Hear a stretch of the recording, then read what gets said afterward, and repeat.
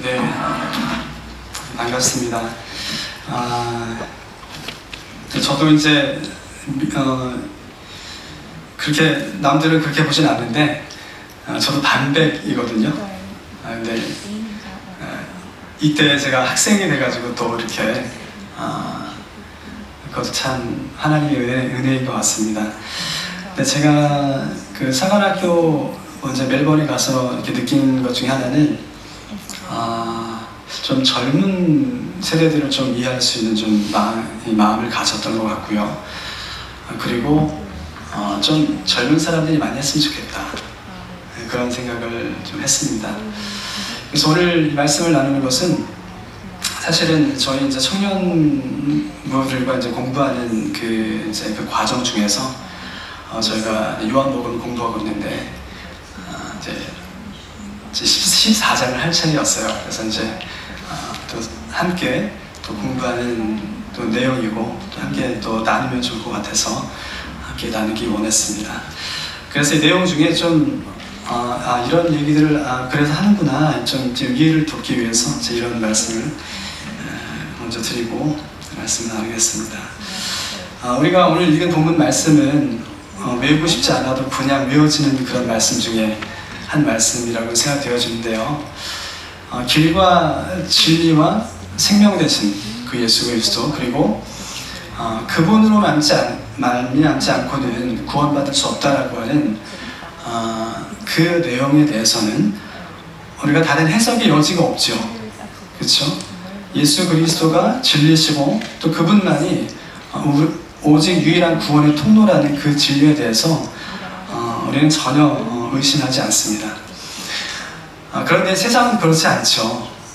이 세상은 제가 지금은 그만뒀지만 전에 일하던 회사에서 복음을 좀 전할 기회가 있었습니다. 그래서 복음을 전하는 이 과정에서 불교 신자라고 그래요. 불교 신자였고 본인이 믿는 것은 모든 종교에 다 구원의 길이 있다.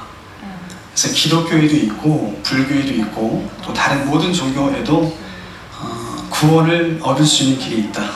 그러니까 예를 들어서 산을 올라가는데, 정상까지 올라가는데 한 길만 있는 건 아니잖아요. 여러 갈래의 길이 있는 것처럼 하나님께 나아가는 것, 그리고 인간이 구원을 받는 것도 마찬가지로 여러 가지의 갈래의 길이 있다. 모든 종교를 통해서 구원 얻을 수 있는 길이 있다. 이런 얘기였습니다. 그러니까 저와 그분의 차이점은 뭐였냐면, 저는 예수만이 길이다. 그리고 그분은 예수님도 길이다. 아시겠죠? 예수님만 길이다. 예수님도 길이다. 이 한마디 차이지만 굉장히 큰 차이가 있는 개념이라고 생각합니다. 그래서 여러분, 저희가 사는 이 시대를 포스트 모더니즘이라고 얘기를 하는데, 그것은 절대적인 진리는 없다는 거죠. 절대 진리는 없고 오히려 상대적인 진리를, 오히려 다양성을 인정하는 것이 진리인 것처럼 생각되어지고 믿어지는 그런 이 세대가 지금 우리가 살아가는 이 세대인 것 같습니다. 그래서 여러분, 안타깝지만 저도 그런 것들 많이 느끼고 여러분도 많이 느끼셨겠지만 우리가 믿는 것에 대해서 공개적으로 publicly 이렇게 표현하는 것들이 굉장히 부담스러운 이 세대가 되었어요. 그렇죠? 저희가 믿고 저희가 정말 진리라고 생각되는 것들을 우리가 혼자 가지고 있는 것은 아무런 문제가 되지 않습니다. 그런데 그것을 공개적으로 얘기를 한다든가 표현을 하는 것들이 굉장히 부담스러운 그런 이 시대인 거죠. 그러니까 예수님만이 길이다. 예수님만이 진리다.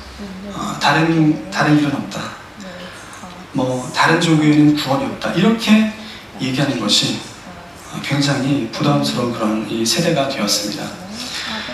뿐만 아니라 여러 가지 이 이슈들에 대해서 특별히 동성애라든지 어떤 이런 이슈들에 대해서도 우리가 어떤 태도를 취해야 되는가. 물론 개인적으로는 아무 문제 없죠. 그렇죠? 아무 말 안 하고 있으면 아무 문제가 없습니다. 그런데 그런 이 문제들에 부딪혔을 때 얘기를 해야 되는 상황이 부딪혔을 때 우리가 어떻게 반응해야 되는가, 이런 문제들이 우리 안에 있고요. 그리고 지금 우리가 사는 이 세대가 그런 세대가 되었기 때문에 우리에게 더 많은 고민이 있는 것 같습니다. 요한복음 이 14장 우리가 6절을 읽었는데, 요한복음 14장 좀 전체를 읽어보게 될 것 같습니다. 이 요한복음 14장은 이 세 가지 질문에 대한 예수님의 답변이 주된 내용이에요. 그래서 첫 번째 질문은 5절에 있는 질문이고, 도마가 질문하는 질문입니다. 그리고 두 번째 질문은 8절에 빌립이라는 사람이, 제자가 질문하고, 세 번째는 가룟 유다가 아닌 다른 도마가 질문을 예수님께 하고 있습니다.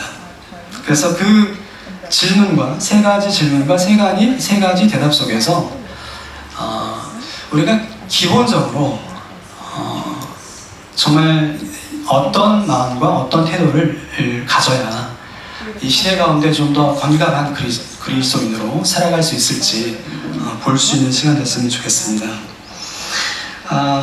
첫 번째는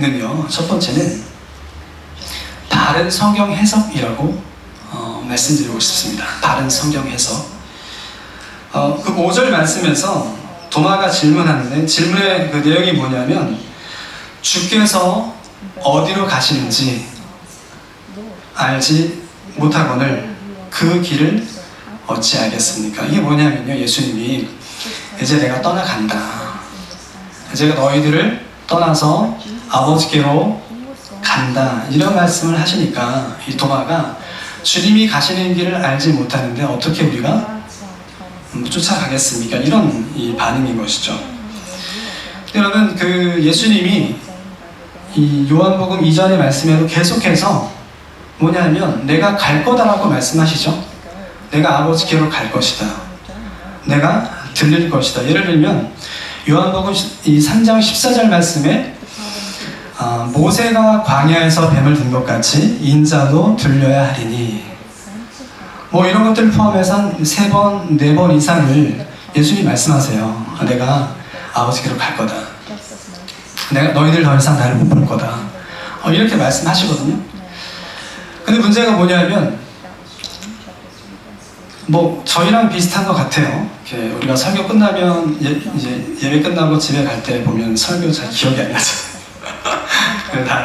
다음 주에 물어보면 다 이제 기억이 안 나는 그런 것 뭐 비슷한 것 같아요. 근데 예수님이 그렇게 다 말씀을 하셨는데 예수님이 그 말씀한 말씀대로 이해를 안 하는 거예요. 그걸 그렇게 받아들이지 않는 거고, 예수님이 말씀하신 그 말씀 그대로 그 말씀을 해석하는 것이 아니라 여기에는 또 다른 의미가 있을 거야. 예수님은 우리와 함께 계속 계실 것이고 우리의 왕이 되실 것이고, 예수님은 결코 우리를 떠나지 않을 거야. 예수님이 간다고 하는 것은 어떤 다른 의미가 있을 거야. 자, 이런 생각들을 하는 것이죠.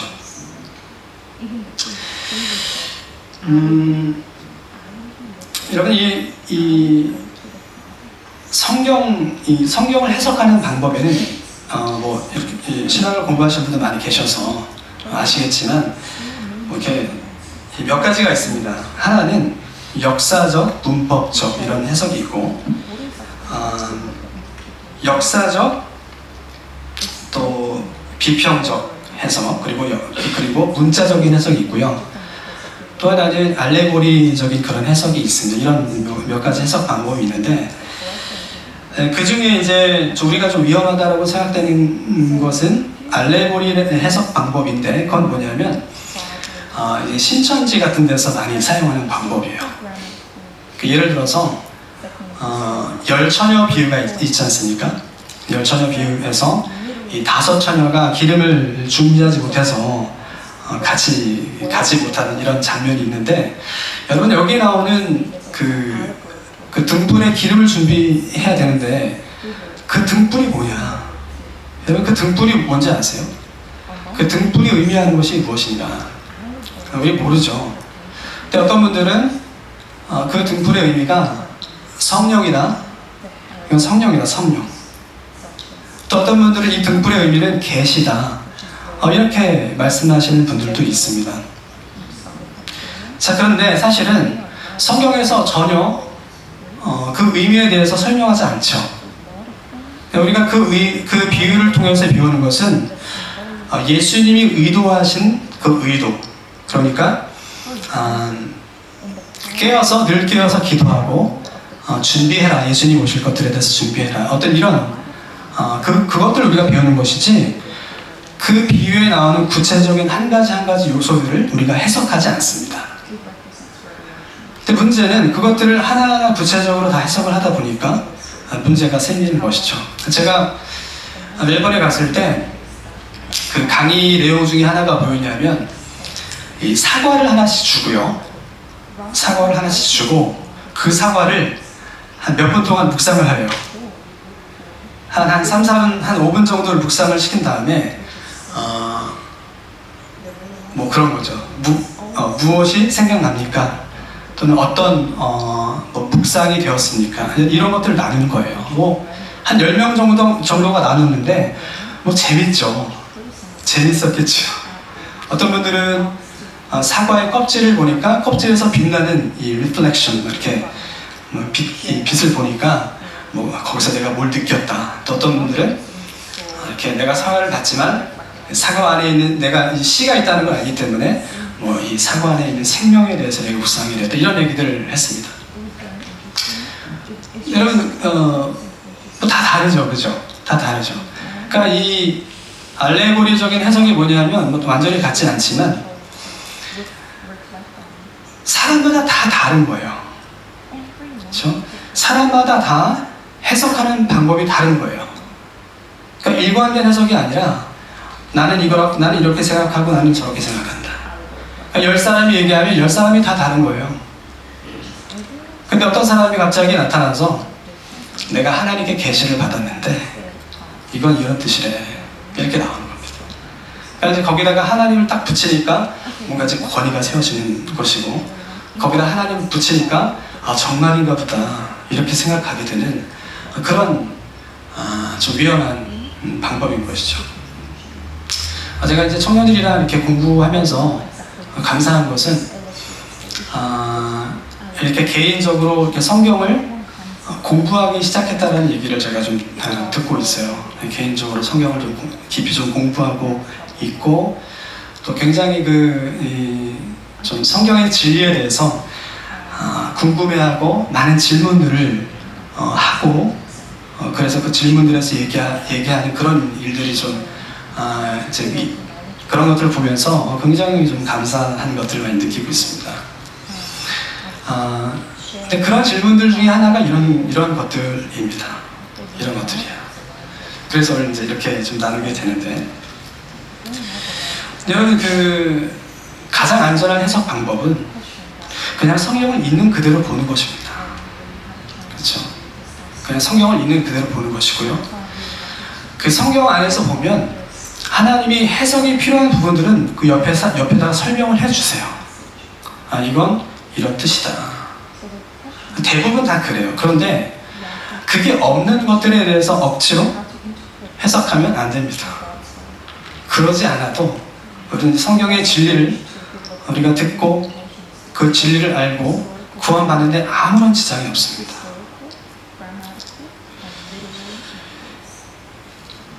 우리가 잘 아는 이 디모데후서 3장 16절 말씀을 통해서 우리가 왜 그래도 되는지 우리가 잘 알고 있는데, 뭐냐면 모든 성경은 무엇으로 기록됐다고 했죠? 하나님의 감동으로. 영어로 하면 God breath 이렇게 되어 있죠. 호흡. 그러니까 하나님의 말씀으로 창조하신 그 하나님이 이 성경 말씀 안에 하나님의 호흡을 불어넣으셨다는 말씀이에요. 그래서 우리는 그 기록된 그 말씀을 그대로 보고 이해하고 믿으면 그것이 우리에게 영생이 되는 그런 놀라운 은혜가 있는 것입니다.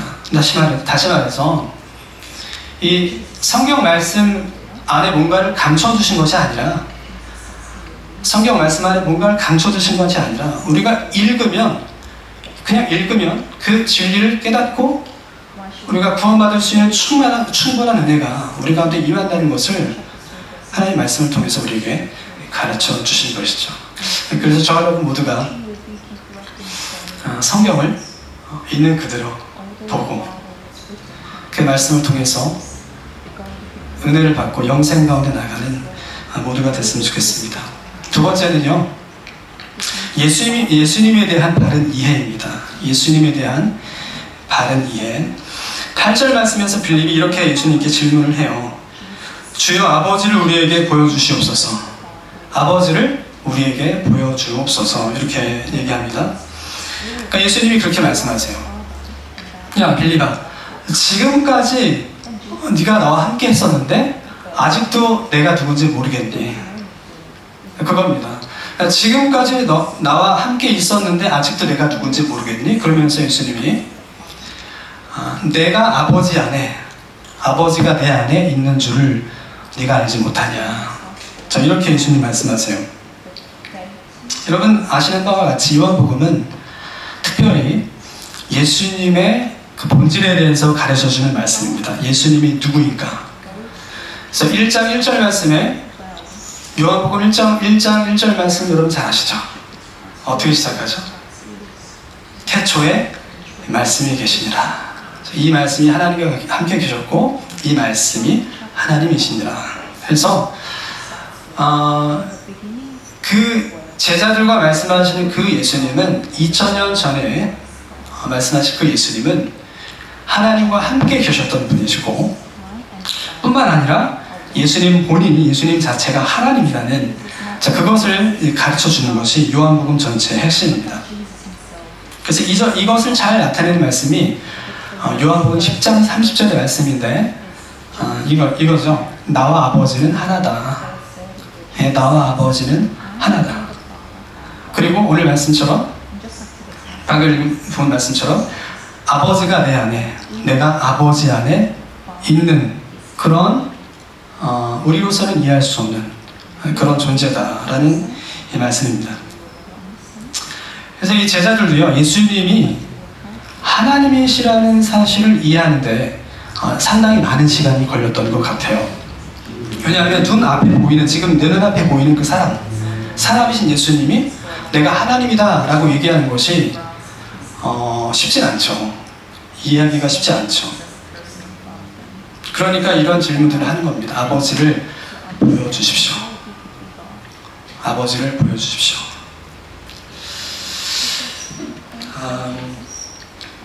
우리가 이 성경을 통해서 보면서 느끼는 것은 예수님이 기적을 베푸는 것은 아무런 문제가 없었습니다.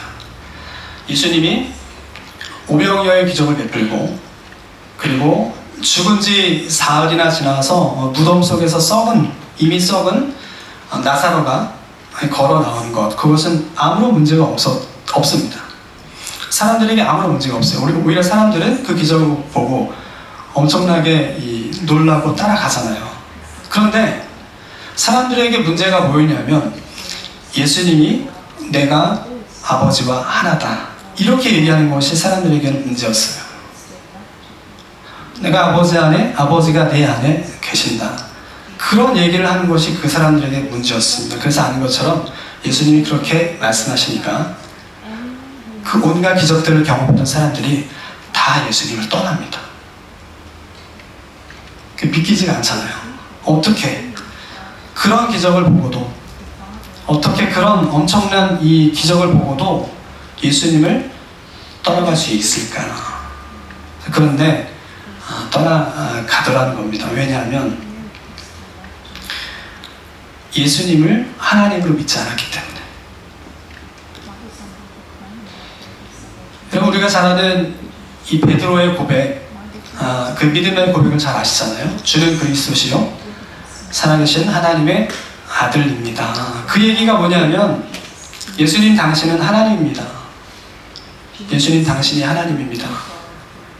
여러분, 왜 다른 종교에도 구원이 있다고 이야기할까요?